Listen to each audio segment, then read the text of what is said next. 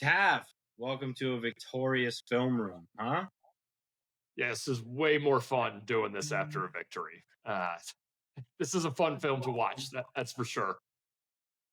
We have to start with at William Z M2V.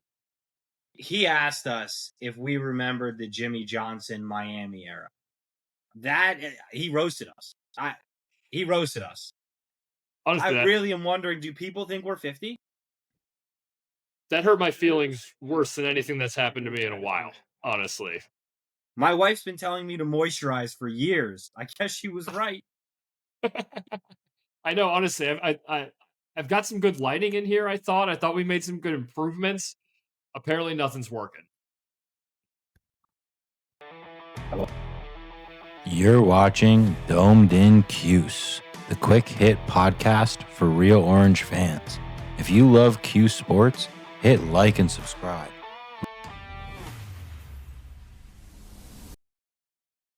All right, so welcome to the film room. Like and subscribe, everybody. We're going to go through the game.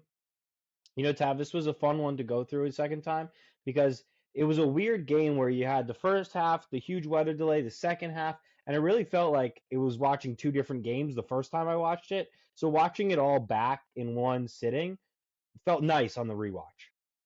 Totally. Honestly, a bizarre viewing experience for a 6-hour game like that. That was really basically two separate 2-hour games with like a extended 2-hour hockey intermission in the middle there. So yeah, honestly, the rewatch was kind of helpful to kind of refresh because the first half honestly is kind of a blur in the grand scheme of things. Kind of thinking back on the outcome of the game. Did you feel like in the second half there was less commercial breaks? Honestly, yes, I did. I mean, the first half was a slog, dude. It was a full 2 hours. Like the game went to halftime at like 2 o'clock. But for a classic college game, I felt like they sped through that second half, which was kind of nice, honestly. Definitely, 100%. They got it moving. They're like, look, we've slid this over to another channel. We got to get this thing moving. There's programming behind it. Yeah. We gotta get this thing moving. All right, let's hop into our film room. We're gonna go ahead and we're gonna start with the defense. Totally. Defense was fun to start with here. There's obviously a lot here, and you know, credit to E-Rob. I thought E-Rob called a good game. And I thought that everybody played really well. There wasn't one position that was, you know, really letting us down in this game. I thought all three levels, linemen, linebackers, and secondary all contributed. So let's take a look at that. The first guy I want to start with is Gary Bryant. As Fran said, a man's man.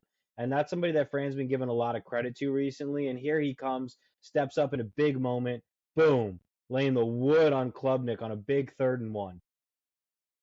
100%, dude. I mean, this hit hurt me watching it at home, dude. This was a crunch. I mean, Klubnik tried to put his head down and go through Gary, and that just wasn't happening here. And one thing not lost on me in this play, great job by Devin Grant keeping contain here, forcing Klubnik back inside, and then obviously Gary's there to clean it up. He's right in position to make that play in the hole, but just a really, really solid just 1-2 punch here from Grant. Totally. I love Grant putting him inside. And then something we've talked about is rally to the ball.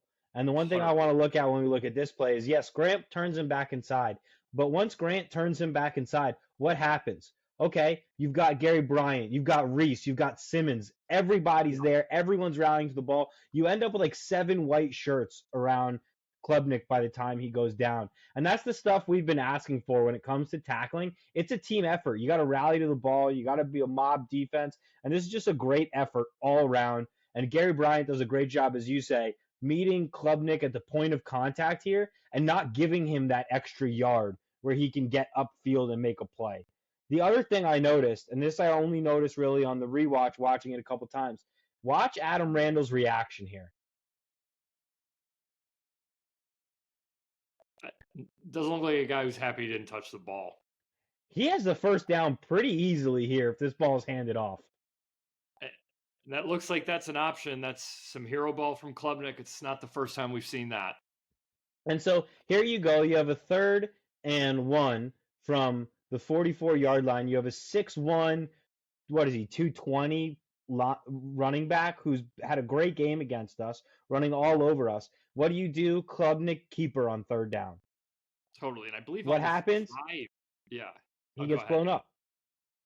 Totally. I believe on this drive too, they maybe even started with a couple of those nice running plays too. Like just bizarre decision here by Klubnik. And I think this is a really good observation by you. Randall looks upset he didn't touch the ball. And one thing just about that before we jump to the next play is that's the sort of hit, and like you're talking about rallying to the ball, that makes them scared to run a running play on fourth down, which is huge. It kind of forced them to feel like they had to throw it here. And that obviously opens up that margin of error so much wider for something to go your way on fourth down. So we'll jump into Great foreshadowing. Great foreshadowing. So now as we go to the fourth down play, tying this all together, they again don't run it with their big running back. So again, they throw it out in the flat here. Randall's like gone down the field. They're looking for Williams on a drag route. And then there's our guy GB again, making just a big play. You can see Williams is feeling that tackle. Look where Gary is. He's tracking the ball. He's tracking the ball. Boom, he gets up. So Gary starts on Randall. So Williams is not his man. Williams is being tracked by the corner here who gets picked off in the mess of people, and Bryant is able to make a play and get up on Williams. Now, why is Bryant able to make this play? Purely because of Tremble. If Klubnik's allowed to sit back there, he's going to have Williams 2 or 3 steps before Williams gets to the sideline where Bryant can even make a play. But because Tremble does such a good job moving him off the spot here and forcing him to roll out, it delays everything, which then allows Bryant to make a great linebacker play, getting off the guy he's supposed to be guarding and rallying to the ball, making a big hit. 100%. Honestly, I don't even have a ton to add from that. I think you summarized that pretty perfectly. Like, it's just a great all-around play by the defense here. Like we talked about, you get them in a fourth down situation, you're putting pressure on them. They get scared to run the ball. You get pressure in the backfield here. Really nice job by Tremble getting into the backfield, getting his hands on Klubnik, knocking him off rhythm here. And then obviously Gary finishes the play coming downhill, recognizes there's an open receiver. And this was a blitz. It is. And I think like we talked about, knocked Williams out of the game here after this. Like this was really, really a huge swing in the game. Totally. And this was a blitz, which was great to see. And also, the other thing we talked about rallying to the ball, I want you to watch Poriola here. Look at that. Tremble knocks him off the spot, but then again, there's multiple guys coming at Klubnik, so Klubnik can't run this, which we all know that's what Klubnik wants to do. Yeah. But you don't let him have that option. You force him into throwing, and then even as that play's made, look at how many guys end up around Williams. There's another 5-6 guys around Williams at the end of this play. This is rallying to the ball. This is what we were asking for in the Tennessee game that we didn't get. 100%. Like Poriola there, keeping him under duress, running him down, making sure he finishes the play. And like you're saying, the guys rallying around the ball here, like this sweet sequence, honestly, like it kind of defines sort of how this game went. Like we dominated this game. Like there's no ifs, ands, or buts about this. Like we were the more physical team. We deserved to win by multiple touchdowns. Like these couple plays really exemplify that. Like there was a toughness factor and a physicality factor in this game, and that was way in Syracuse's favor. And that's kind of what we've been asking for, right? Like this is the stuff we've been asking for from this defense. Like, so it's good to see these improvements. And speaking of improvements, let's keep it going with linebackers here. Antoine, big fumble here. So we've been asking, who are the guys who are going to step up in the linebacker position? We just saw 2 huge plays from GB. How about a huge play from your freshman playing opposite GB in your 4-2-5? Antoine getting a fumble. Good job by the lineman here. Perry jumping on the ball, being aware. Again, you have a bunch of guys who are around this ball, around this play when it happens. You've got Reese. You've got Devin Grant. You've got Jaquez. You've got Perry who's right there. You've got Brahim Long. Look at how many guys are around this play. Again, you get a fumble, but because you have so many guys rallying to the ball, you have everybody around the ball, you're in a position to then take advantage of this takeaway and actually recover it. But look how many guys we have there. We have the whole defense is there to stop them. Totally. When guys are there to finish plays, good things happen, dude. This is just like everything about what you're preaching there is why this ends up being a game-changing play for Syracuse. Like Antoine just being there and around the ball is how he gets his fist in there to punch it out. Then obviously Perry's there to jump on the ball here. And I think I even saw, like, not that Perry had a huge impact on this play other than obviously being in the right spot. I think I did see that he graded out as one of our highest PFF grades for this. But he does do a good job here. He takes on a double team and double team. And he takes up that space. And actually, because nobody actually tackles Randall on this play. Randall gets tripped up because of the two guys blocking Perry. So Perry actually was super critical in this play and making a play here. 100%. So just another great example of how the team's improved. And then we've been asking for it, right? Let's tackle. But how about instead of tackling, how about we just lay the lumber on some guys, dude? Antoine. He just absolutely laid the lumber. Look at how I want you to watch how Randall gets up from this hit. He gets up like an old man. He's like pushing himself up because he took a beating. Seriously. And you could feel this on TV 100%. Like, you're seeing the way Randall's getting up. Look, I don't want to get hit by the Frenchman, dude. He looks like a pro wrestler. Like, there's no chance that doesn't feel like getting hit by a car. Like, and you could hear it on this play too. I mean, the contact, it's a sound. 100%, dude. And this is just like, and two, I think we'll get to it too. If I'm not mistaken, this actually leads to a 4th down stop here too. And like, it's these sort of hits, it's these sort of plays, like, this stuff matters. Like, I know it seems like one play in the game, but it's cumulative. You make a hit like this, stop a guy short of the line, then you get a stop on 3rd down, then a guy makes a play like Long, I believe, is the guy who comes up with this stop. Like, how you win football games. It is. It's totally how you win football games. All right, let's go to Devin Grant. Devin Grant had 2 big-time tackle for losses in this game. This is a pro player right here. This is a guy who's just reading the ball, reading what's happening by the offense here. He sees the running back Randall get the ball, and he just attacks. I mean, look at how quick he is getting down there. 1,000,000%, dude. I mean, he just closes on this. Like, you can see him assess this play, and then it's full speed downhill, making a play on the ball here, dude. Like, I know we talked about it in the review, but he made a few of these open field tackles, and just like overall, just doing the right thing, keeping contained. Like, just like you said, this was an NFL performance. Like, you want to put film out there for an NFL tape against a team that's loaded with talent. This is what you do. And like, this is how you have a chance to play on Sundays, as you play like this. The other thing is, and you said it, right? Like, he made a bunch of open field tackles, but you're going to see in every play we watch, you're going to see 2 things. You're going to see 23 and you're going to see 5. They're always around the ball, these 2. Look at Antoine's out there. He's right there with Devin Grant. He's not giving Randall has no cutback lane here on Devin Grant because Antoine's in position. So he has to try to beat him out wide, and Grant can make a play. But we'll watch a lot of these plays, and you'll see 23 and 5 are just always around the ball in this game. And it's impressive to see because, again, it's that rallying to the ball that you want to see. And it's clearly something that Fran has, really drilled into these guys because they were super, super drilled in, super tight with, rallying to the ball, multiple guys making tackles. 100%. This is clearly a point of emphasis. I think Fran, you could hear it in some of the press conferences, was growing very frustrated, and clearly it's a point of emphasis that is paying off from the practice field. Another big tackle for loss here. So this one's on a wide receiver screen. We've been asking, when are screens not going to work against us? Here, when Devin Grant steps up and makes a play.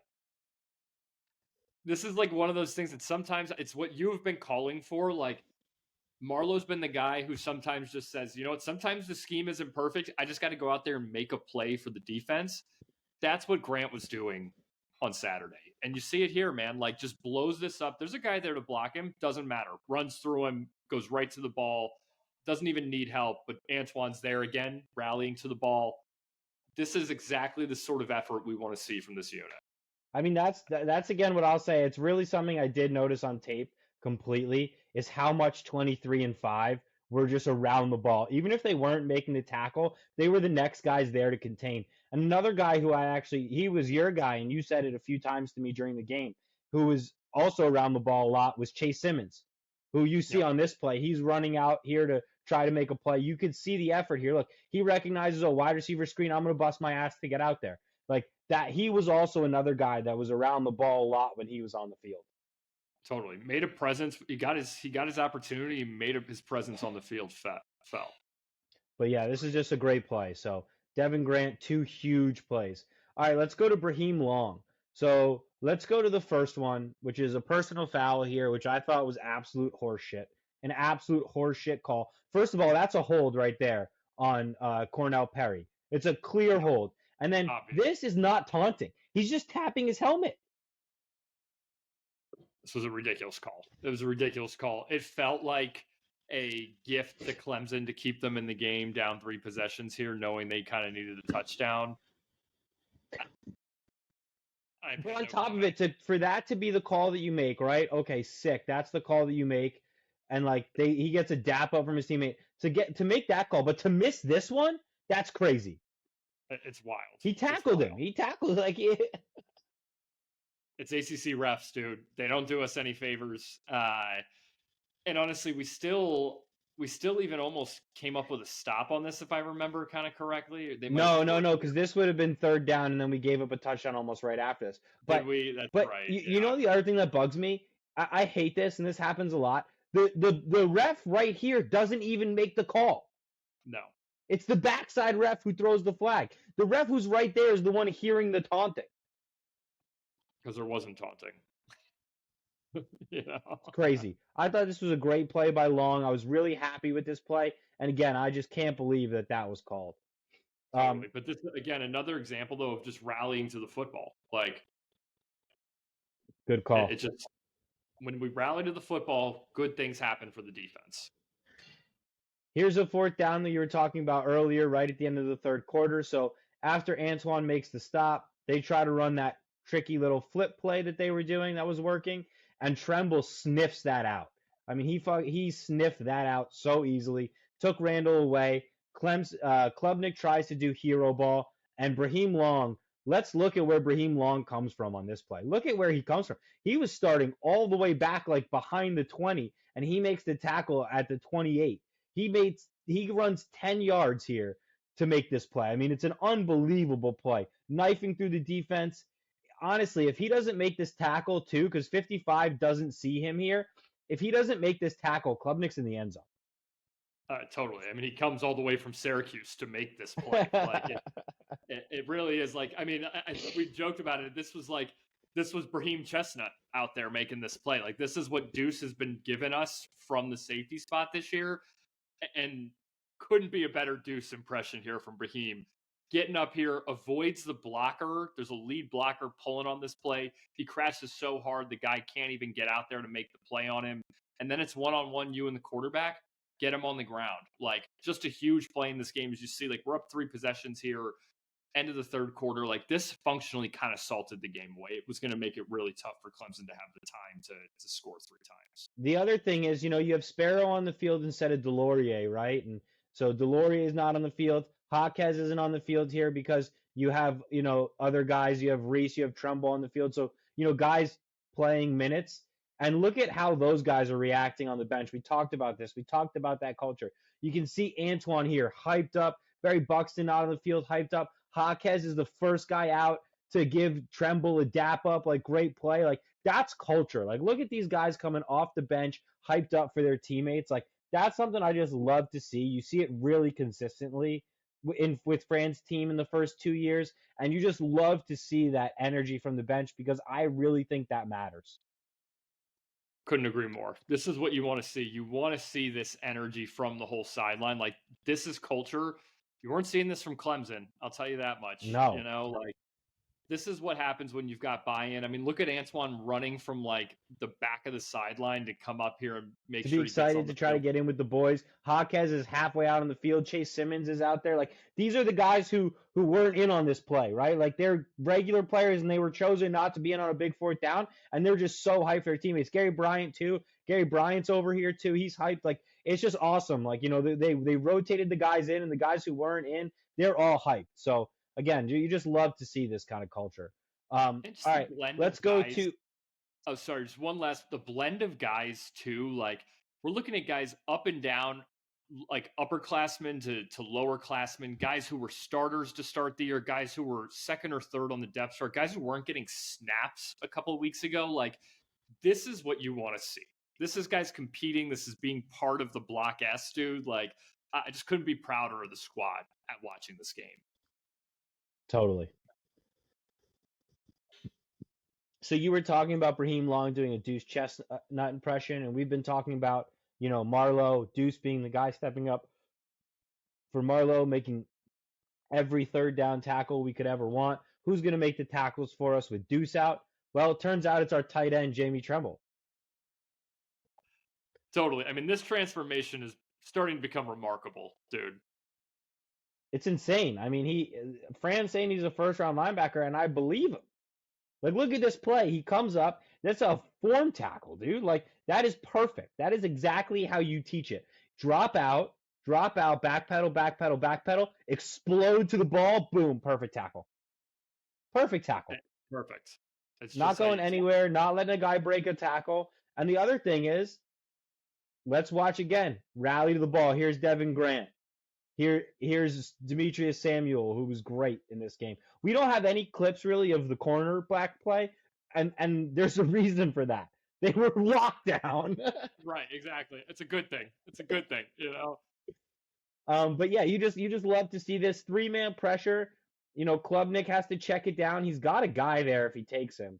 I think it's TJ Moore here and he makes just a terrible mistake. I think if he throws this ball here to TJ Moore, I mean, that's a first down, but he just chooses not to, which is just a terrible quarterback decision. And I actually thought he was, pretty bad all game. And then maybe his worst play for Klubnik was this interception. I mean, it's a bailout, fadeaway prayer to your tight end down the field, and Kerr just sits on it. Sits on it. Reads it like a book. Gives a half step inside just to give Klubnik like that feint that he thinks he's going to go with this guy on the post. Still should have thrown the ball there. And then he's just go up, make a play on the ball. Like, this is why you got athletes out there, dude. Kerr's a big guy. I think he's 6'1", 6'2", track star. Go up and get the ball, young man. He ends the game for us here.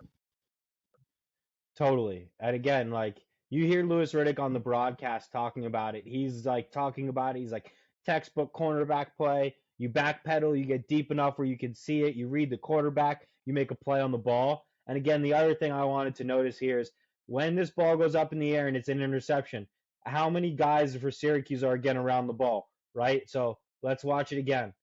Boom, he throws the pick, fadeaway jumper, pick, but you've got Grant, you've got Long, you've got Samuel. Everybody's around the ball. And that's what I love to see. Like, this was a full defensive effort. Every guy on the team making big plays, and this was the one that iced it. And just look at this footwork from Klubnik. I just want to take a second to look at this footwork. I mean, right about here. Like, look at this. He's so open. He doesn't want to take the hit. Look at where his feet are positioned. Fadeaway jumper. I mean, this is just a mess of a quarterback play. I mean, this guy sucks.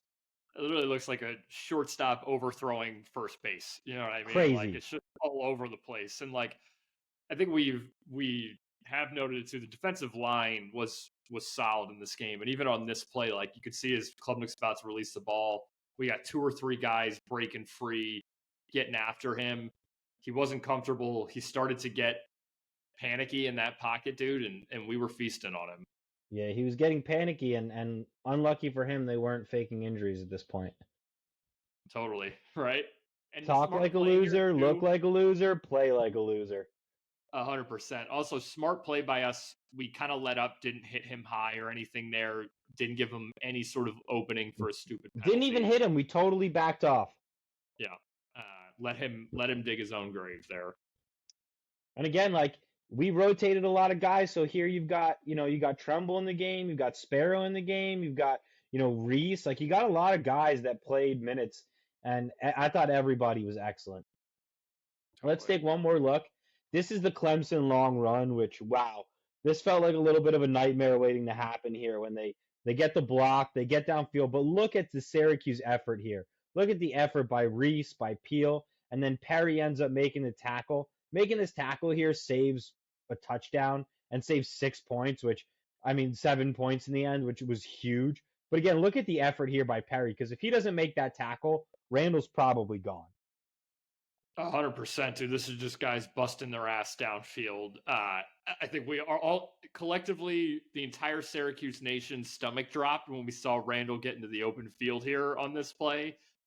But this is the effort we're talking about. This was 3 guys who were like, look, we're not going to get embarrassed before the half here. We're going to run this play down. We're going to get them on the ground. We're going to reset. And then Dabo helped us out, made sure they didn't score before the half for us. So just a great play here. And the other thing I think we wanted to point out is Anwar Sparrow lays an absolute hammer blowing up this play on 71, pulling in front of him here. See it right here. Boom. I mean, he floors a tackle pulling into his face here, puts him on his ass. This is what you want to see from a defense. This is he crumples him. Crumples him. He folds him. He folds. Yeah, he just folds. I haven't seen a big tackle fall like that maybe ever. I mean, he hits him and he falls like a house of cards. Oh my God. What a blow up by Sparrow. This is a good spot by you.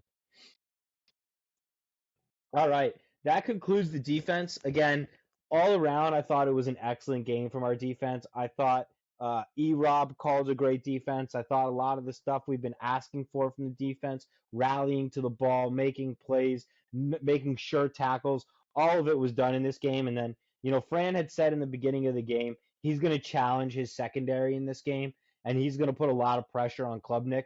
We did that. We put a lot of pressure on Klubnik. We blitzed. We tried not to let them run, and we kind of left our secondary out there, and they responded.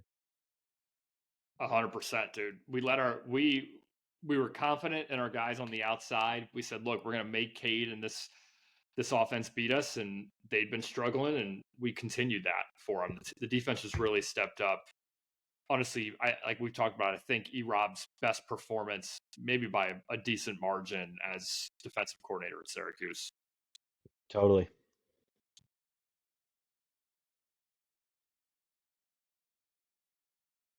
So we just looked at the defense. Let's hop into running backs here for a second. One thing on the rewatch is because the game took, place in kind of 2 different worlds because of the weather delay, I had kind of forgot how good Willis was in this game.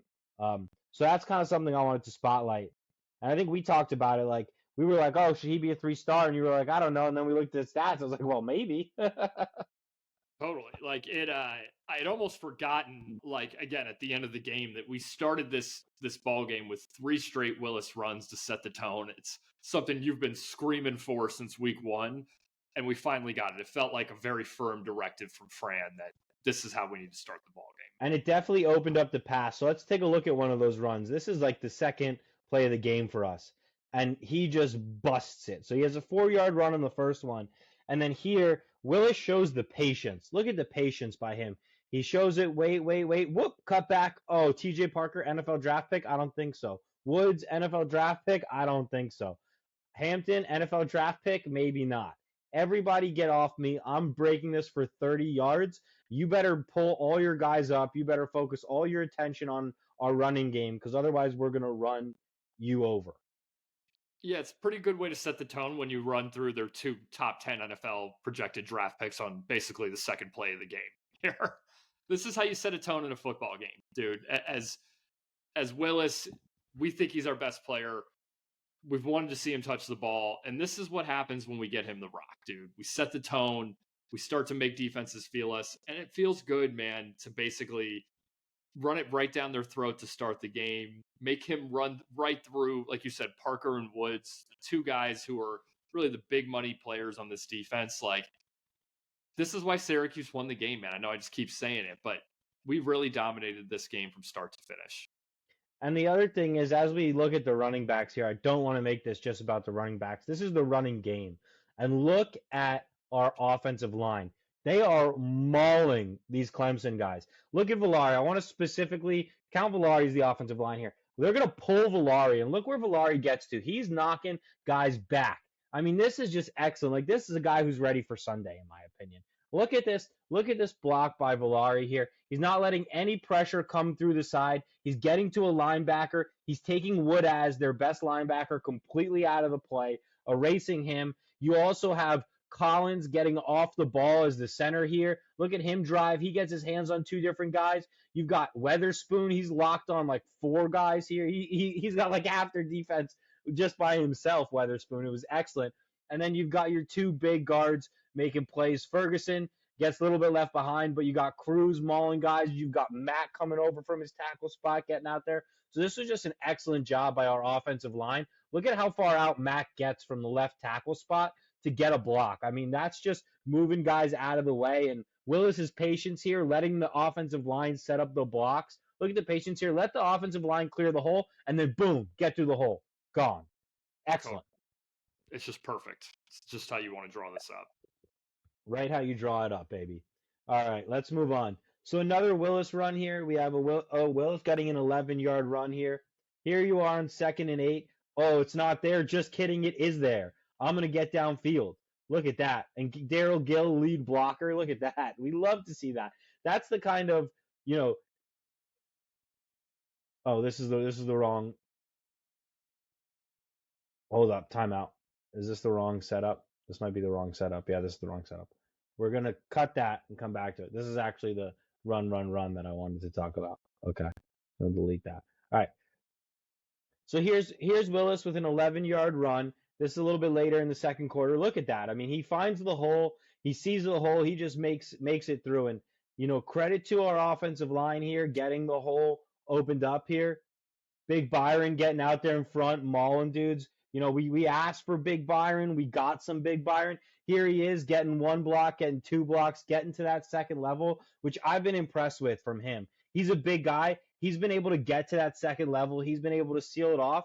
And then you see this little safety try to come up and make a play, but Willis is too good. He gets through that hole too quickly. He runs right behind Byron. Byron gets the linebacker, and that's a first down, 11-yard run. Great job here by Willis. Totally. I mean, Big Byron honestly gets out there well. I'm surprised how well he moves, honestly. Like, I know he's still getting into shape, but it's impressive to see him get a few yards downfield. He gets his hands on Brown here, and Brown goes nowhere. Once his hands are on somebody, erases him. It's the end of the play for whoever that is, And like you said, Willis in the hole, one-on-one with a safety. We're winning that matchup every day of the week. Again, just a really well-schemed run, and this was on, I think, your favorite drive of the game here, our third. This was our this was not. No, this wasn't that drive. We're gonna watch that drive next. Yeah. So that's coming up next. So good foreshadowing. That was a great drive. Let's foreshadow that. Go right into what you were just saying. My favorite drive of the game. Here it is. We're gonna start with a Willis run. It doesn't look like it's there. Oh, it's there. Gill, lead blocker, getting out in front. You love to see that. Look, you see Weatherspoon helping him up because he's like, wow, appreciate that effort. You're gonna pull your guard here, and Willis again, just pulling dudes down the field with him. I mean, most guys take this and they might get that game, but they don't get those extra 5 yards. He does, and then boom, hit him with Nixon. Nixon getting you to a third and short here. Then on third and short, what are you going to do? Right back to Nixon. Get that first down. Get a little bit more. Get to the outside. Let's get to the end of the first quarter. Let's move on, right? So now we've been running. What do we do to open the second quarter? We walk it. We don't run. We walk this one into the end zone. Well done, Nixon. Totally. And I know you've been calling for this. We did exactly what you wanted. We spread this thing out on the goal line, 4 wide, 1 running back, run the ball up the middle, touchdown. TJ Parker with another defense. Just disgusting effort, though. Yeah, truly. This is a gross effort in the red zone. Is that Parker again? It was. That looks like a guy who's thinking too much. But again, let's watch this drive again just because I love it. I love this run where Willis just has nothing and then he just starts running. And I just love Gill blocking downfield. Let's just take a second to appreciate Darrell Gill getting downfield here. That's awesome. That's a guy who just made a Randy Moss highlight catch. And he said, no, I'm a lead blocking fullback now. That's awesome. And look at that. Again, we talked about culture. We talked about camaraderie. Look at Mac Weatherspoon here. Look at Weatherspoon get down the field to help up Gill before even Willis gets helped up because he's like, hell yeah, Gill. Way to get down there and make a block. And then Willis again. Here you go. Boom, through the hole. Boom, get off me. Arm tackles aren't going to do it. I'm going to drag guys for 5 yards. Excellent. Totally. And like you said, he was patient on this run again, saw the hole, saw where the line was kind of shifting, makes that little cutback to the right side, finishes this run dragging 4 Clemson defenders 6 yards here.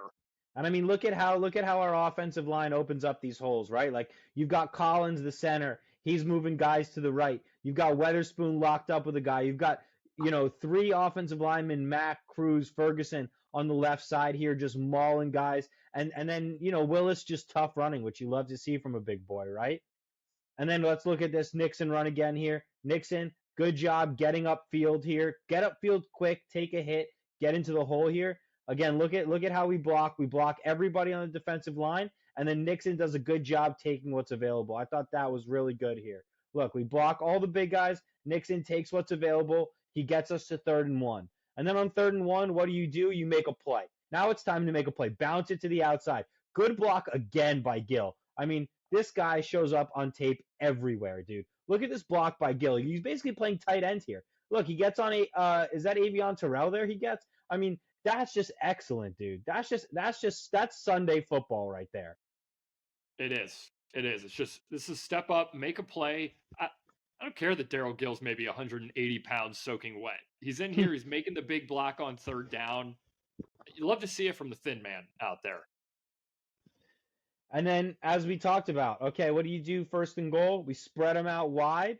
Oh, boom, running right up the gut. Just love this. Love this. Love every bit of this. Like, this drive was literally, I feel like, us asserting our dominance in this game. Like, they had just scored that quick touchdown back to make it 10-7. This was the drive that I felt like really made us take control of the game. Staying up 2 possessions, keeping the game pressure on them. We didn't give up that quick 2-possession early lead. This drive, I was very proud as a Syracuse fan watching us just honestly assert physicality and just run it right down their throats for a touchdown here. I think that's the key. This was a we'll do whatever we want drive. 100%. This is we'll do whatever we want. We want to run the ball. We want to get out in front. We want to just drag guys. We don't care. We're going to get it all done. So I just thought I love that. I love that little drive sequence. All right. So defense, running backs, let's jump into the receivers. Obviously, we'll talk about the quarterback play as well because the quarterback play here is excellent. I want to start with Gill. After watching him block, I'm charged up just about Gill being epic. So let's start with this catch. This was on the same drive that we just watched where we ran the ball down their throats. This was the play that kind of started it all. Gill makes just a sweet catch. Just disgusting catch from D. Gill on the outside, dude. We're starting to just see this every week from him, but dude, having that limp leg to kind of let it drag and get that toe tap, I mean, just an incredible. I didn't think there was any way he caught this in real time. Yeah, me either, because you can't really see his foot here. And I didn't think he had any chance of bringing that in. But, I mean, with Gill, there's always a chance, I guess, right? And then the other thing is this drive, so he makes that catch, and then he, as we just showed you, then he's throwing blocks downfield. He has 2 key blocks on this same drive that lead us to get a touchdown. So, I mean, this is a guy who's doing everything for us right now. It's not just mossing guys. It's just playing solid football. We looked at it last week in the film room, how excited he was for his teammates. It's leadership, it's effort, and it's just the spectacular catches on top of it. And this is a guy we talked about in the preseason as a guy that we were just so excited to watch because we think the sky's the limit for this kid. And he is just proving us right every single game. He's just a playmaker, dude. And like, I think the other thing here that isn't lost on me, and this is actually a really nice throw from Steve, dude. Stepping up in the pocket, edge rusher coming around that right side. He sees it, takes the step up to avoid him, puts the ball up. Like we've been asking, put it up in a spot where our great playmakers can make a play on the ball. And he does that. He puts it up where only Gill can go up and make this play. It's a really well-placed ball, and Gill makes an awesome play. And an off-platform throw too, which is impressive Yeah, totally. from Angeli. Good call. That was a great play by Angeli. All right. So then let's go. We're gonna stick with Gill here. We're gonna go to his touchdown. This was one of my most favorite plays from the game. First of all, the surrender cobra from the Tigers mascot, then helping him up. That was funny. It was great. I mean, this was the point in the game where you could tell collectively the Clemson fan base just goes, "We are in serious trouble." Uh-oh. And look, I mean, that's just so funny. That's so funny. And like incredible. all these Clemson people, is just so funny. But you know, one thing I love about this play is it just looked easy, but it's not. That's not an easy catch.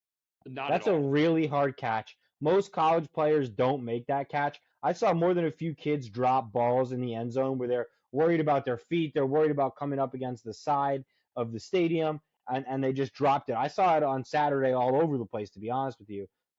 Specifically, one that happened in the Texas Tech Utah game where I think a Texas Tech kid had like the ball easily in his hands, but he had to kind of pivot and like make a tougher catch than what it was, and he just dropped it.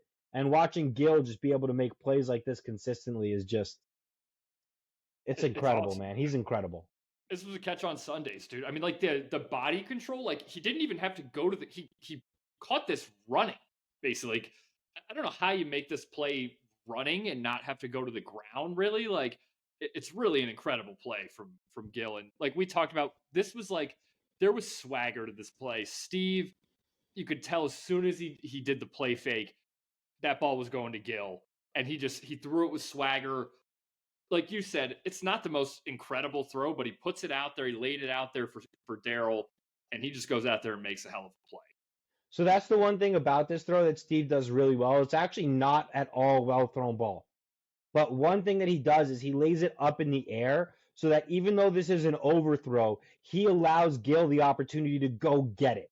You know what I'm saying? So he slightly overthrew a guy who was wide open. If he puts this one on a rope, Gill has no chance. But because he lofts it up there, he gives himself that opportunity to maybe make a little bit of an overthrow or maybe make it slightly to the right more than he wanted to. And Gill's still able to make that catch. And that's just a really heady, smart play by Angeli to put the ball up in the air and let your playmaker make a play. 100%. It increases your margin of error here. Like, that's what it does. It totally allows you just a little bit more leeway on the placement of the throw if you put it up there and let your guy run under it. So I couldn't agree more. It's just, Steve was really playing the quarterback position at a high level on Saturday. High level. It's a bummer that obviously what we saw happen to him. Let's go to JRS and his first TD.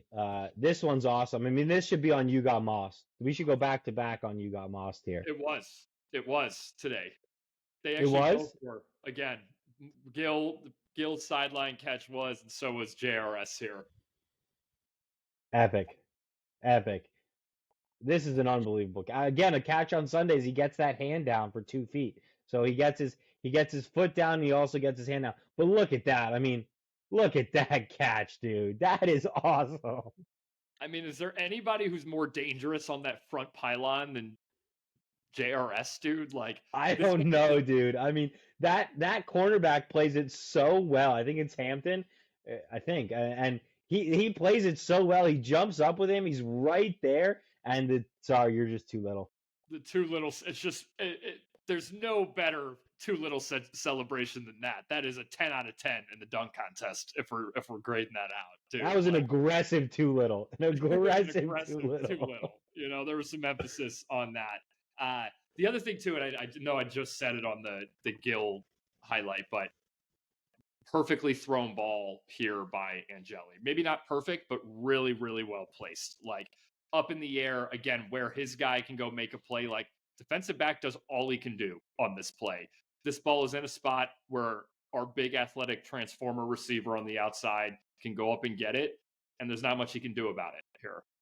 As you said, it's like a perfect ball because it's not a perfect ball. You know what I mean? Like, because it is in a place where only your star, like big time star wide receiver can make the play. It's the perfect ball because, again, notice that it is 1st and 10. What you don't want to do here is turn the ball over 1st and 10 on your first drive where you just run it down on Clemson and you have a huge opportunity to start the game with a lead. You don't want to turn it over. So if you're going to throw it on 1st and 10, throw it in a place where your guy's going to make the catch or it's incomplete. And Angeli just does a very good job of that. It's like game manager has become a bad term for quarterbacks, but every quarterback has to be able to manage the game. And this is excellent game management of it's 1st and 10, it's early in the game. I want a touchdown, I want to be aggressive, but I don't want to put my team in a bad spot. The game manager thing is such a money point, dude. Like, your quarterback has to be able to manage the game. You need to trust them to make decisions, and they need to be a coach on the field for you. That's the quarterback position. And Steve was just doing that for us on Saturday. He looked really good, kind of in that commander role there. And the other thing too is after the JRS celebration, Steve threw a point out to the crowd, dude. I started to feel it then. Like, Steve had some swagger there after this touchdown. You could feel he was ready to play today. Totally. All right, let's jump into the JRS second TD. So we're going to move off of Steve and get to Ricky here. A good throw here by Ricky. Obviously this comes after a turnover and right after Steve gets injured. Again, put the ball where only your receiver is going to be able to make the play here. The cornerback is not in good position, to be honest with you, but besides not being in great position, plays this about as well as you can. I mean, it's honestly pass interference. It's little hands to the face by JRS, but it's pass interference by the cornerback here. He's literally hugging him down the field. But again, Ricky throws it right into his lap. Ricky does a really good job here. The thing I noticed on the second watch is I was actually impressed with Ricky's poise in the pocket here. So Ricky has a lot of pressure in his face, and he ends up pumping it, right? So he's got a lot of pressure in the face. He ends up pumping this and then still makes the play. And the one thing that I want to see from Ricky as we go forward is I don't want to see a guy that has happy feet or a guy that's always looking to run. And here's an opportunity when the play breaks down, you're trying to take a shot, but again, it's a first down, right? He's just come in the game for Angeli. You don't want to make a mistake. He's a running guy, but he doesn't look to run right away. And I love to see that from him. He's not necessarily right away looking to run. And that's a good thing. I'm totally with you.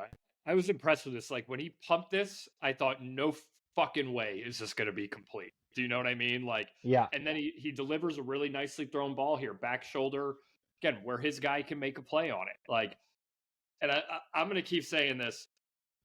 JRS owns that front pylon. That is his zone. They should just go out and paint it on the field and write his name on it. Like, that is his real estate on the football field, dude. I will take him one-on-one with any DB in the country on that spot on the field.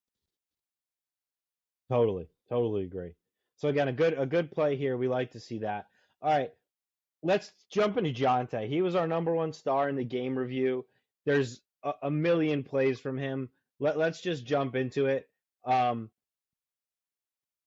Here's Jonte on a big third down in the fourth quarter from Ricky. So we're going to stick with Ricky here. This one, pretty much to me, this one was the one that really felt like it iced the game a little bit. Because if you give them the ball back here, it just felt like we didn't take off enough time. But this takes off another minute and a half before they get the ball again. And again, you're playing against the clock here.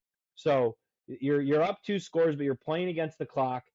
Can you melt the clock? Really good job.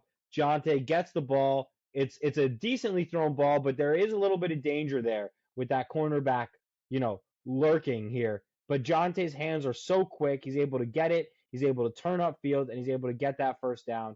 A pretty good effort there by JRS blocking too. But again, just all around really good here by Jonte.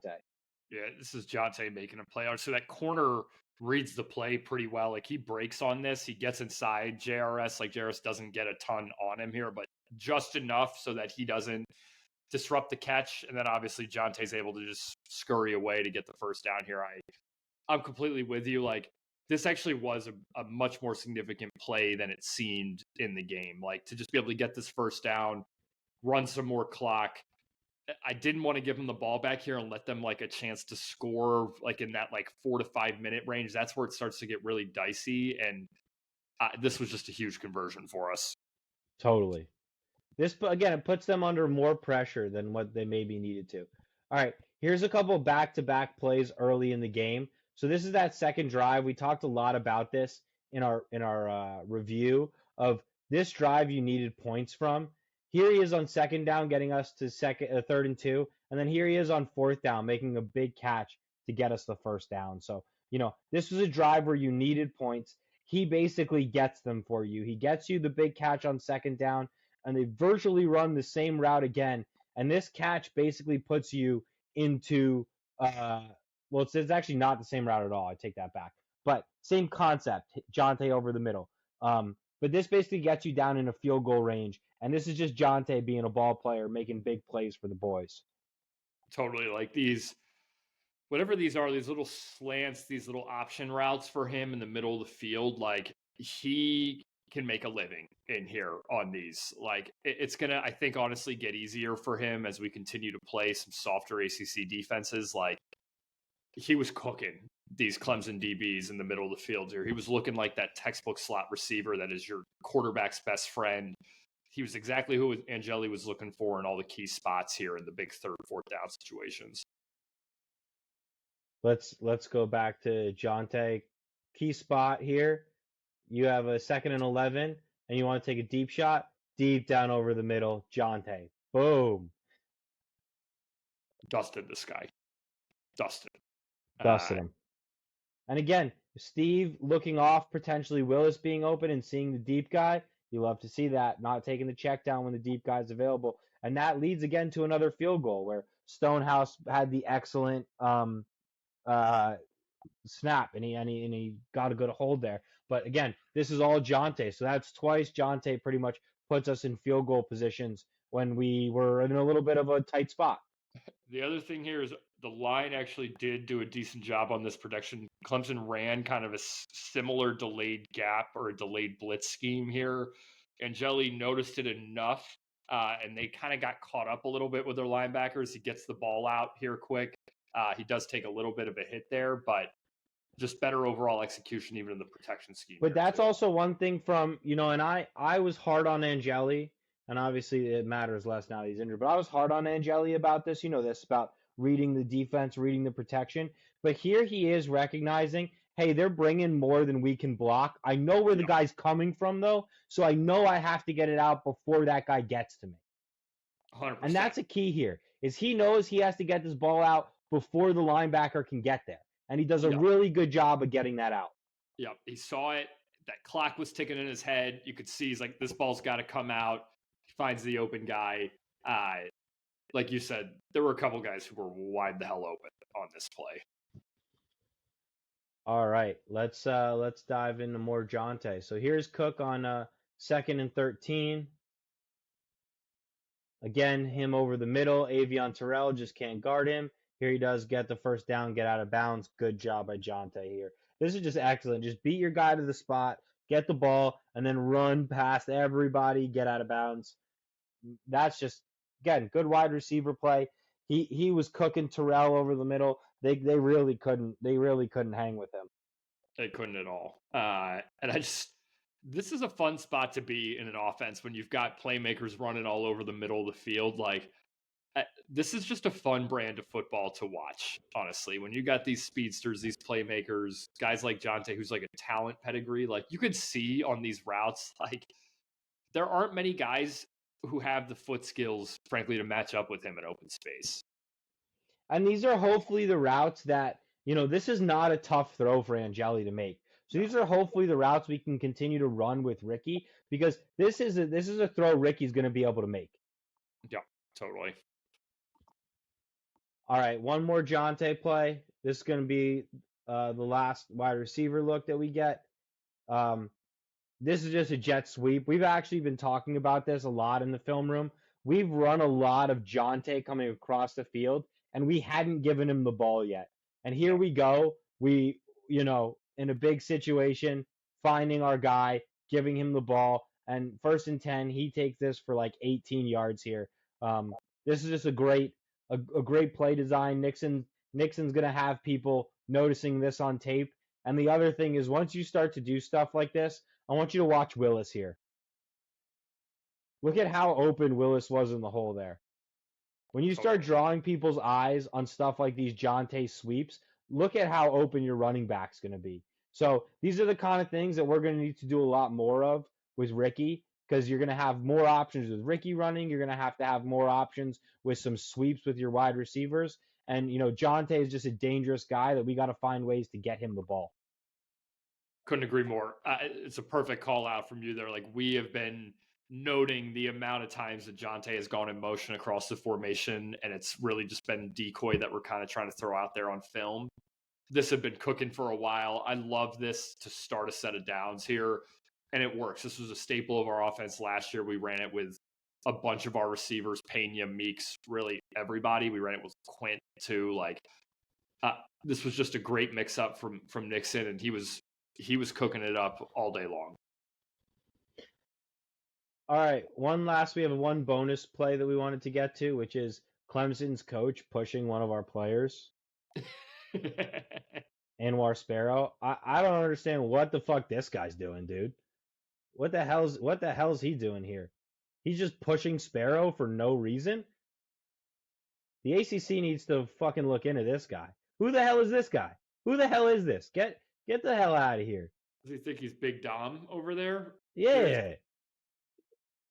Like, don't touch the players. Don't touch the players. You're not a player. Don't touch the players. Other thing I noted about this, and we talked about it, you don't see any celebration on the Clemson sideline. It's some light clapping. Like, they were a dead sideline in this game. Like, this was, of course their coach was going to put his hands on our players. There's no energy with his team out there. It's just no energy. Actually, the only guy there is like the kicker who they didn't even use. Exactly. They refused to use him, And he's the only guy who cares.